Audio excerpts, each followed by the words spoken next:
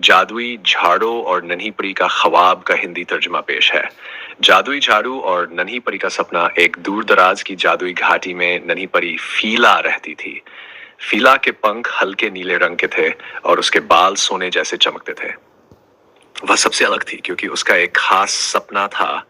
वह दुनिया की सबसे तेज उड़ने वाली परी बनना चाहती थी। लेकिन फीला की परेशानी यह थी कि वह उड़ने में बाकी परियों से बहुत पीछे थी। जब सभी परियां आसमान में ऊंची उड़ान भरतीं, फीला जमीन के करीब ही रह जाती। दूसरी परियां उसका मजाक उड़ाती। तुमसे तो तितली भी अच्छा उड़ती है।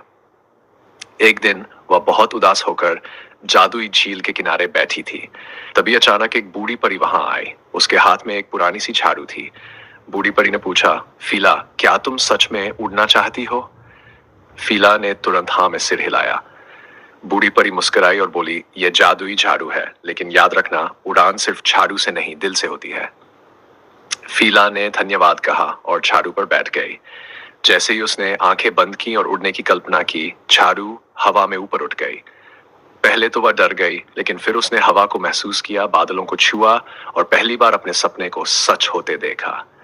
जल्द ही पूरे जादुई जंगल में उसकी उड़ान की चर्चा होने लगी। सब हैरान थे कि सबसे पीछे रहने वाली एक नन्ही परी अब सबसे आगे कैसे निकल गई। लेकिन असली परीक्षा तो अभी बाकी थी। अगले हफ्ते जादुई घाटी में सालाना उड़ान प्रतियोगिता। बड़ी बड़ी परियां और जादूगरनियां हिस्सा ले रही थीं। फीला भी अपनी जादुई झाड़ू के साथ शामिल हुई। प्रतियोगिता शुरू हुई और सब परियां आकाश में उड़ गईं। कुछ ने चमकते तारों के बीच रास्ता बनाया, कुछ ने कलाबाजियां खाई। फीला ने अपनी झाड़ू पर बैठकर आंखें बंद की और सिर्फ अपने सपने पर ध्यान दिया। वह बादलों को पार करती हुई इंद्रधनुष की कमान के नीचे से निकली और आखिरकार सबसे पहले मंजिल पर पहुंची। जब वह नीचे उतरी तो पूरी घाटी ने तालियां बजाई। अब वह मजाक की पात्र नहीं, बल्कि सबकी हीरोइन बन चुकी थी।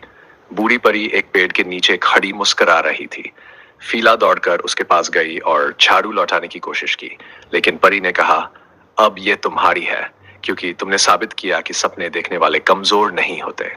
सबक: अपने सपनों पर विश्वास रखो, चाहे दुनिया कुछ भी कहे। सच्ची मेहनत और दिल से की गई कोशिश जादू से कम नहीं।